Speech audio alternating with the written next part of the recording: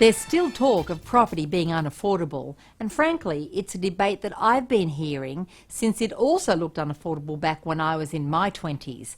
I recall being pressured into buying as soon as I could, since it wasn't going to be long before no one could afford to buy their own home. Now, that was 1980, and fast forward to today, and the rate of home ownership has not really changed to the degree that was expected. Between then and now, housing has come into and gone out of affordability more times than I can count, and no doubt this will continue for years more to come. Let's not forget also that the question of affordability is highly subjective. Sydney may be largely unaffordable now, depending upon where you want to live, but Adelaide and Brisbane remain highly affordable in much of the city. I speak with a lot of young people, and they seem less worried about this apparent lack of affordability than do those of us who are already way down the path of home ownership.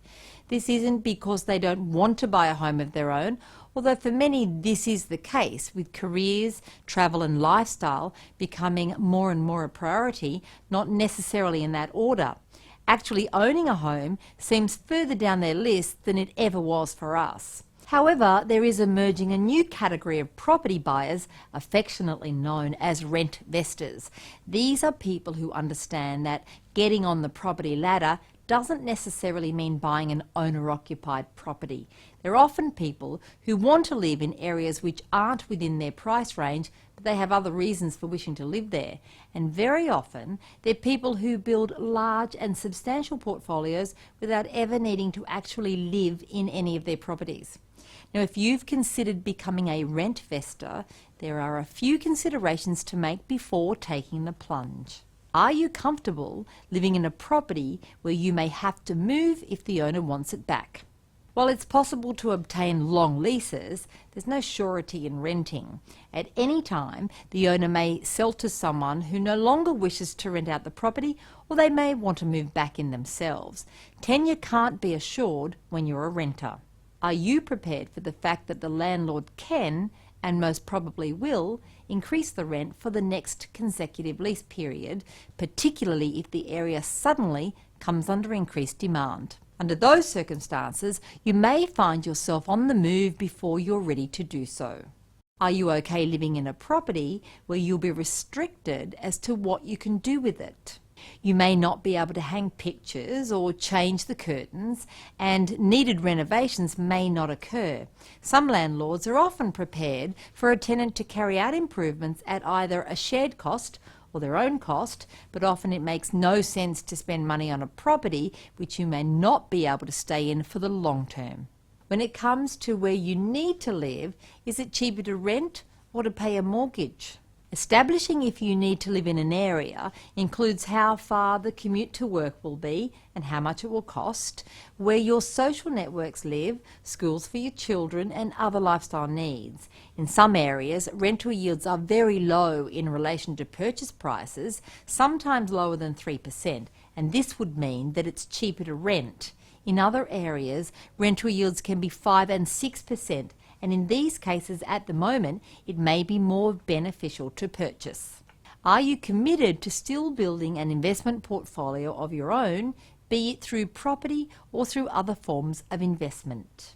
Simply renting because you don't want to save the deposit or commit to an investment plan isn't the same as committing to being a rentvestor. Rentvestors have firm and committed plans and end up with a solid net worth. Renting long-term without putting in place a plan for the future often results in reaching retirement age ill-prepared to be self-supported. Bear in mind also that an owner-occupied home is capital gains tax-free and owning an investment property isn't. If you want to buy in an area that has not had substantial growth yet, usually affordable areas where the population's growing and the infrastructure projects are in abundance, you may well buy a property which grows really well and you won't have to pay capital gains tax on that gain.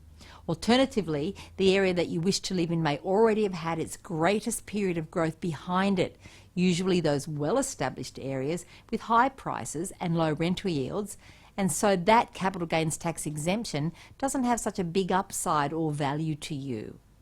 If you'd like to start a property portfolio with properties that you don't live in, you can still preserve the first homeowner grant for a future time. The rules around that grant are simply that you don't own and occupy a property. You can own as many investment properties as you like and still keep the grant for some time in the future. Building a portfolio of properties in this way, as long as you also put in place a savings plan alongside this strategy, can be a great way to boost your savings toward a deposit. You can have a tenant in a place paying your mortgage while you save toward a future own home.